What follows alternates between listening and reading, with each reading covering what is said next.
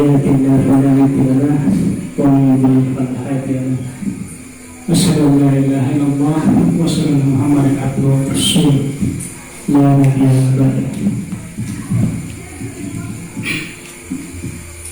Puji syukur kepada Allah Subhanahu wa Ta'ala, pada kesempatan ini kita dipertemukan dengan masjid yang mubarak ini. Mudah-mudahan pertemuan kita pada kesempatan ini memberikan berkah bagi kita semua,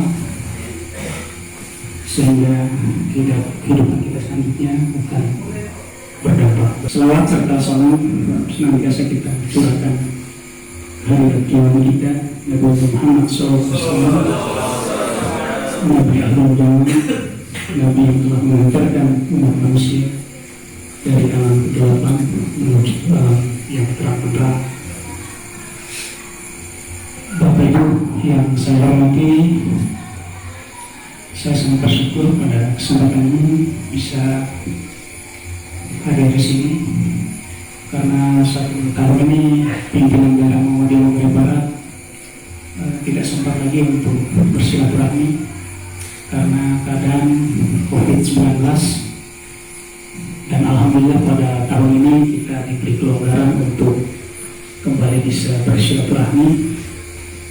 Mudah-mudahan wabah yang telah melanda negeri kita ini bisa segera berakhir dan kedepannya kehidupan masyarakat, bangsa dan negara kita ini bisa kembali berjalan normal. Saya mewakili teman-teman pimpinan daerah Muhammadiyah Manggarai Barat menyampaikan permohonan maaf karena tidak sempat semuanya hadir. Kemarin Ustaz Ramli minta untuk hadir karena kesibukan satu dan lain hal tidak bisa hadir. Jadi saya hanya ditemani oleh Pak Jenang selaku salah satu ketua majelis sekaligus juga sebagai unsur pimpinan di daerah. Jadi perlu ingin saya sampaikan bahwa Muhammadiyah secara nasional strukturnya seperti itu. Dia ada level pimpinan. Level pimpinan itu fungsinya adalah mengambil keputusan. Di bawah pimpinan ada unsur pembantu pimpinan yang namanya majelis. Mulai dari tingkat pusat sampai tingkat PC-nya pasti ada semua. Hanya karena kondisi organisasi kita itu tertata dengan baik, sehingga mungkin masih di antara kita ini masih kurang paham. Kalau saya dengar penyampaian Ustaz Ramli tadi, ya, inilah kondisi real yang ada di Muhammadiyah kita ini, terutama di Manggarai Barat.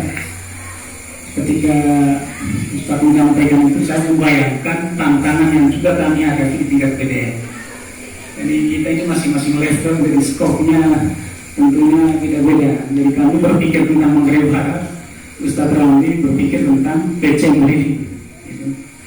Jadi kami beberapa minggu yang lalu juga kembali dari Buruk. Di sana juga kita punya anak usaha SMP yang tadinya 2 tahun itu tidak sempat menerima siswa. Jadi inilah kondisi real anak usaha kita yang ada di Manggarai Barat ini ya. Tentunya kami di tingkat ya basicnya sangat pimpinan. Kami tidak punya kemampuan apa-apa untuk menyelesaikan setiap persoalan yang dihadapi oleh pimpinan-pimpinan cabang.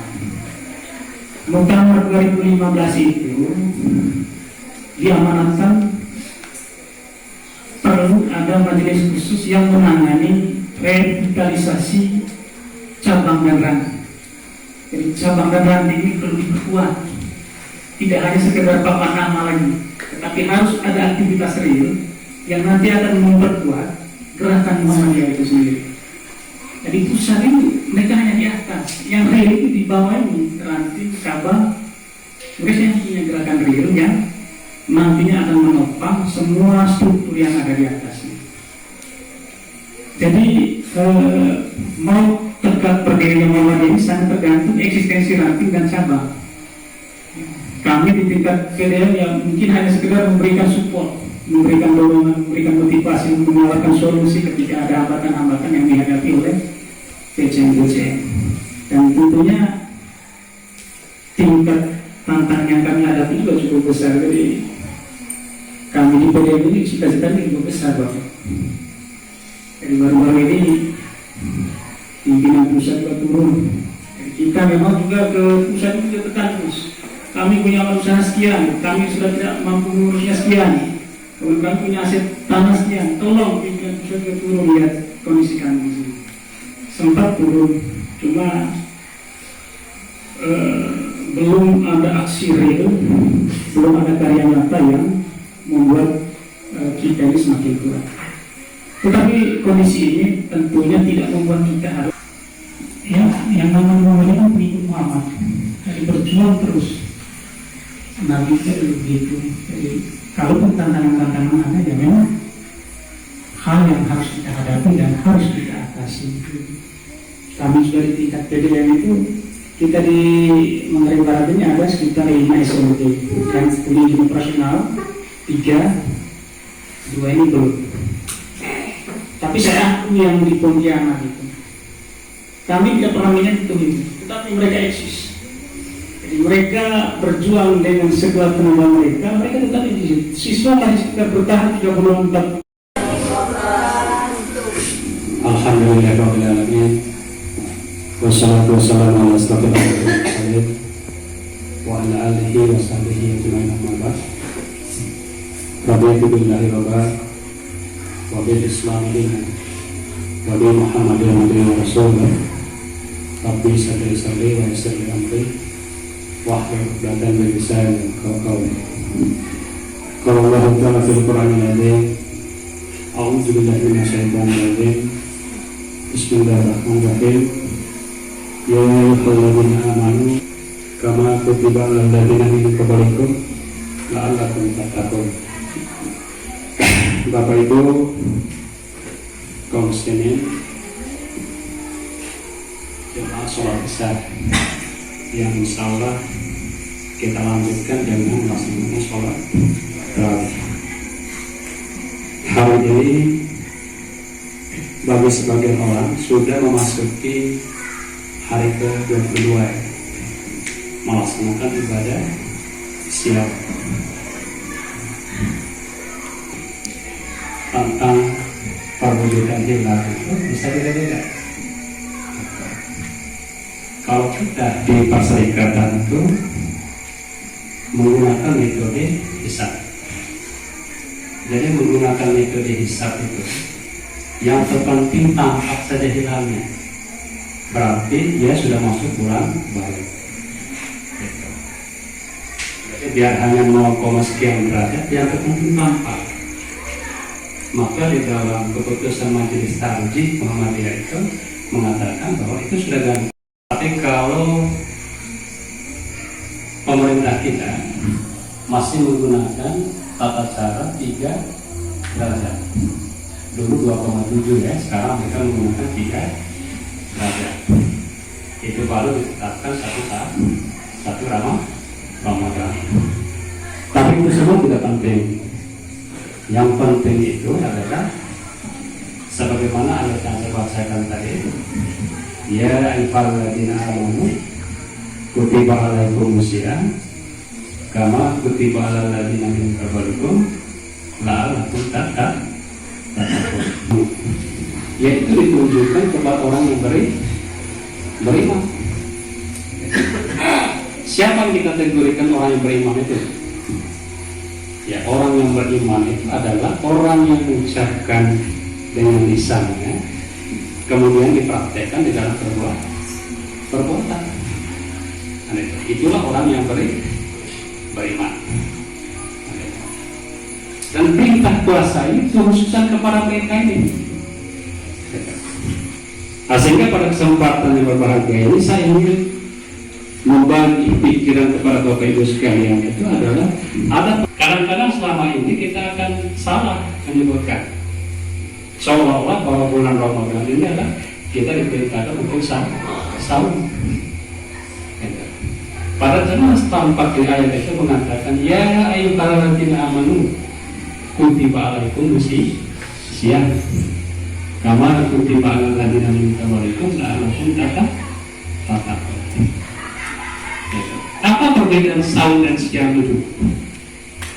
Siam itu Bapak Ibu sekalian adalah bukan hanya sekedar menahan dahaga saja, bukan hanya sekedar menahan tidak makan, tidak minum, tapi juga tidak boleh berhubungan suami istri pada siang hari. Tapi bagi orang melakukan saum di luar sana, ya mereka hanya bisa menahan makan dan minum. Ada orang di luar sana itu melaksanakan saum hanya pada hari tertentu. Ada hari Sabtu misalnya orang melakukan saum puasa. Tapi itu hanya untuk ya hal-hal tertentu saja. Jadi mereka tidak bisa makan, tidak bisa minum dan sebagainya kan. Tapi melakukan hal-hal lain boleh. Tapi dalam konteks siangnya bulan Ramadan itu beda. Jadi itu dikatakan ada perbedaan saum dengan yang namanya siam. Di dalam Al-Quran itu jelas, ya ayyuhalladzina amanu, hai orang-orang yang beriman, diwajibkan atas kamu berpuasa. Disebut di situ itu bukan saum tapi siam.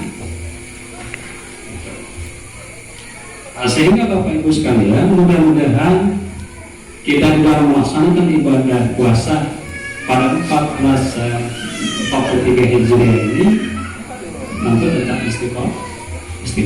ونعوذ بالله من شرور أنفسنا ومن سيئات أعمالنا من يهده الله فلا مضل له ومن يضلل فلا هادي له أشهد أن لا إله إلا الله وأشهد أن محمدا عبده ورسوله اللهم صل على سيدنا محمد وعلى آل سيدنا محمد أما بعد.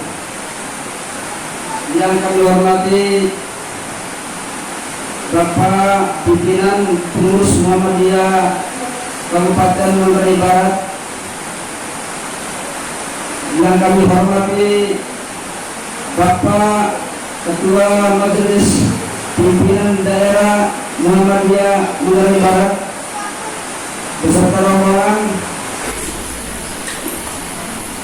Maka berangkat daripada ayat ini 12 tahun yang lalu, baik kami di PCM Beliling ini dan juga pengurus Muhammadiyah Kabupaten Manggarai Barat, umat Islam di Persawai dan Kecamatan Beliling ini sama-sama berpikir merumuskan untuk lahirnya sebuah amal usaha pendidikan, yaitu SMP Muhammadiyah Bersatu.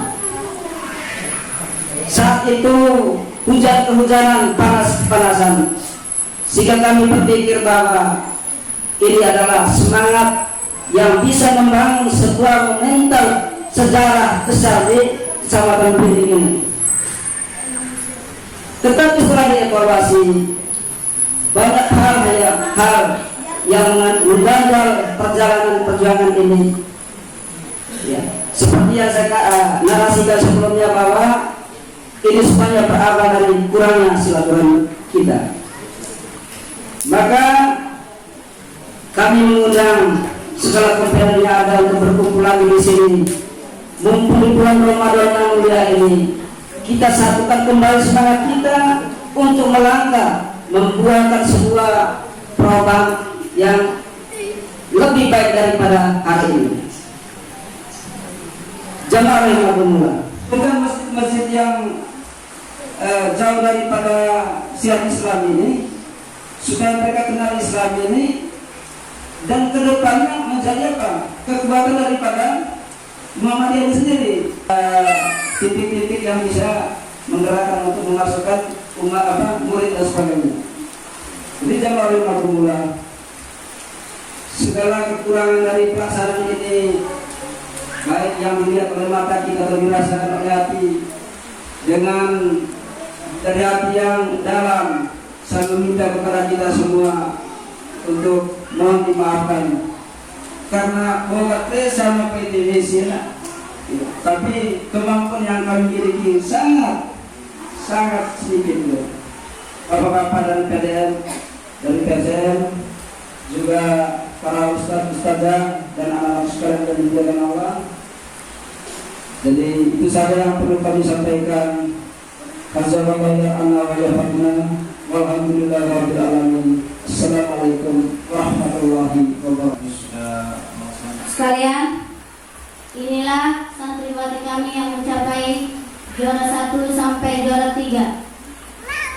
Dan selanjutnya kami akan membacakan juara harapan.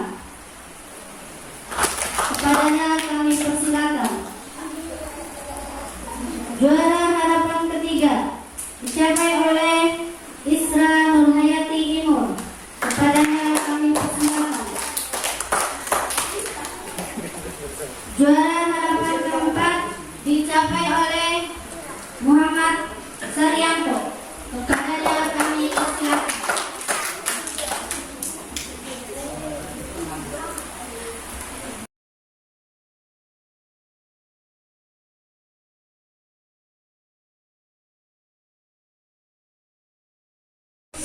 Karena Nabi sudah mengingatkan jauh-jauh hari, nasihatin nikmatani maghbunun fihima kathirun minan nas as-sihhatu wal farah. Ada dua nikmat yang kebanyakan dan sering dilalaikan oleh kita manusia ini adalah nikmat kesehatan yang pertama, kemudian yang kedua adalah nikmat kesempatan. Maka di akhir Ramadan ini mari kita usahakan istiqomahkan diri kita, maksimalkan waktu kita untuk semakin dekat kepada Allah Subhanahu wa taala dengan menjalankan ibadah puasa, melaksanakan sunnah-sunnah di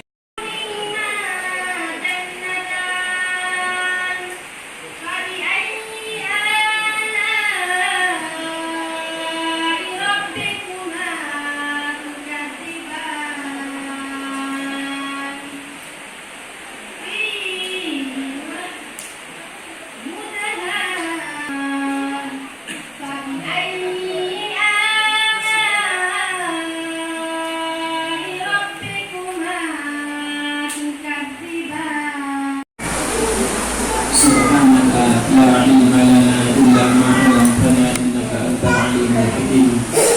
Allahumma anfa'na bima 'allamtana wa 'allimna ma yanfa'una warzuqna 'ilman yanfa'una. Allahumma la sahla illa ma ja'altahu sahla wa anta taj'alul hazna idza syi'ta sahla faj'al lana ya rabbana kulla shay'in sahlan yassara. Allahumma inna na'udzu bika min 'ilmin la yanfa' wa min qalbin la yakhsha wa min nafsin la tashba' wa min da'watin la yustajabu laha. Rabbi israh li sadri wa yassir li amri wahlul 'uqdatam min lisani yafqahu qawli. Amin. Jamaah sekalian, bapak-bapak dan ibu-ibu yang insyaallah dimuliakan oleh Allah Subhanahu wa taala. Alhamdulillah, segala puji hanya milik Allah Subhanahu wa taala.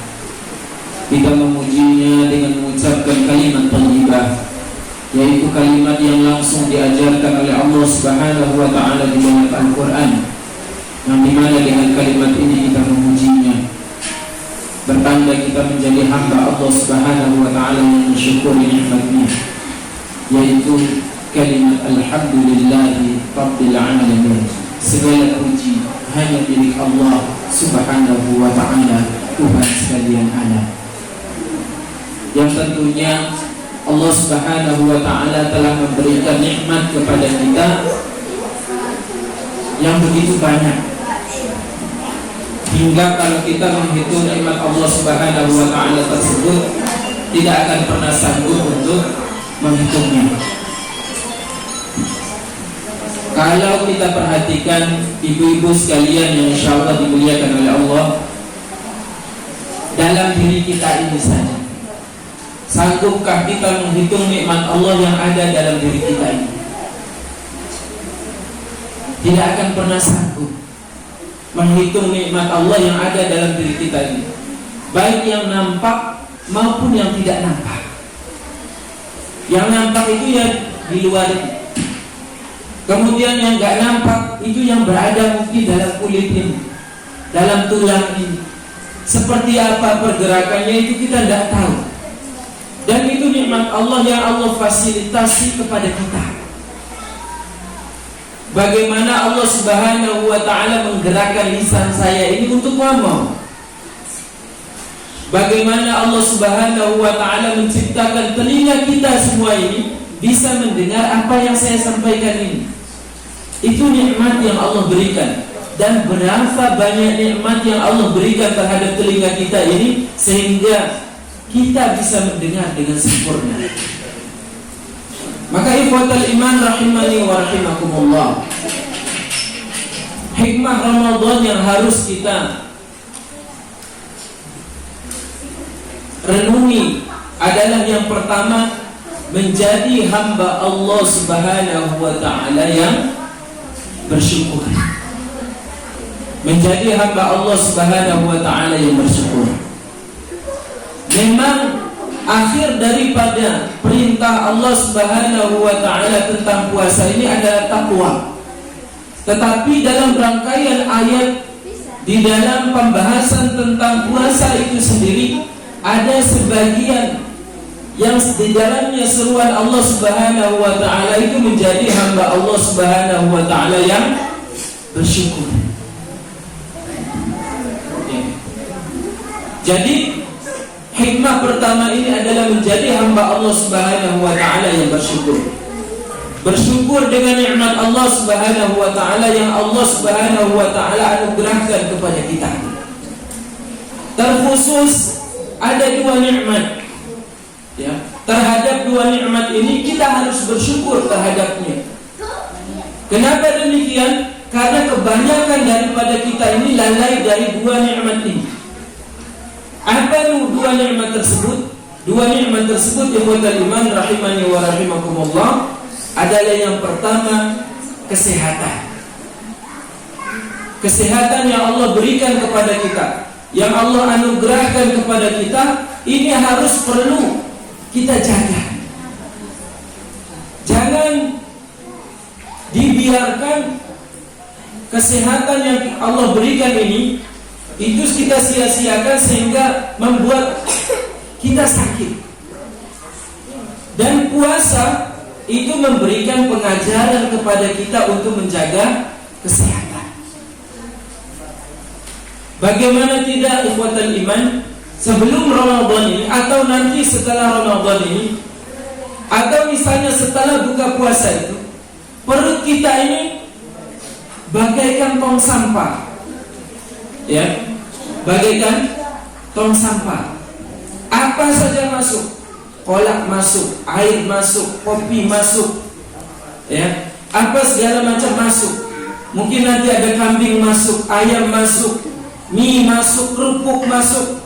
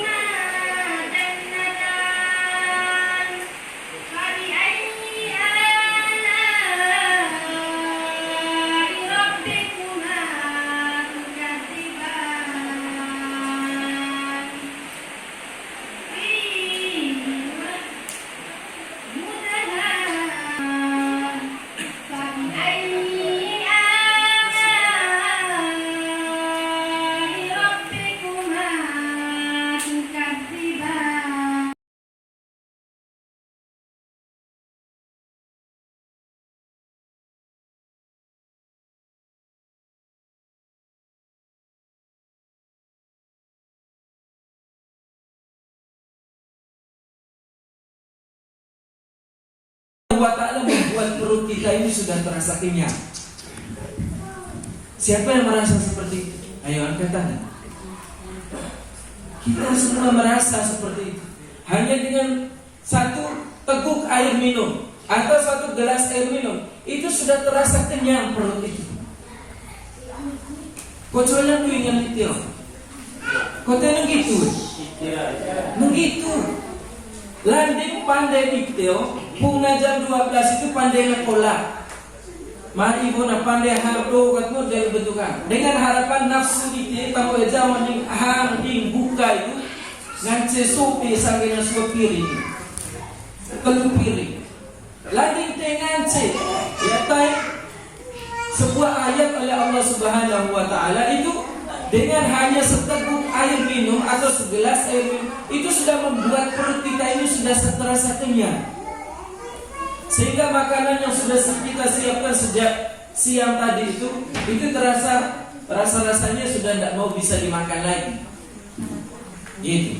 Tapi karena hanya dengan nafsu saja, ya, akhirnya kita paksa untuk makan. Gitu. Perlu kita ketahui pula bahwasannya makanan itu adalah sumber penyakit. Sumber penyakit. Jadi kolesterol, mana sumbernya? Asam urat, mana sumbernya? Jantung, mana sumbernya? Ya, apalagi banyak penyakit-penyakit yang itu sumbernya dari makanan yang kita makan. Maka ini harus kita renungi, ya. Ada hal yang harus bisa kita ambil pelajaran dari puasa ini setelah ini, bahwasanya kita menjaga makanan kita yang kita makan itu untuk menjaga kesehatan kita. Gitu. Apa ada itahan? Gitu. Mungkin apa cerita itu harus ukur rekor. Jangan sampai kita makan itu semua. Karena Nabi sudah mengingatkan jauh-jauh hari, nasihatin nikmatani maghbunan fihima katsirun minan nas as-sihhatu wal farah. Ada dua nikmat yang kebanyakan dan sering dilalaikan oleh kita manusia ini adalah nikmat kesehatan yang pertama, kemudian yang kedua adalah nikmat kesempatan. Maka di akhir Ramadan ini mari kita usahakan istiqomahkan diri kita, maksimalkan waktu kita untuk semakin dekat kepada Allah Subhanahu wa taala dengan menjalankan ibadah puasa, melaksanakan sunnah-sunnah di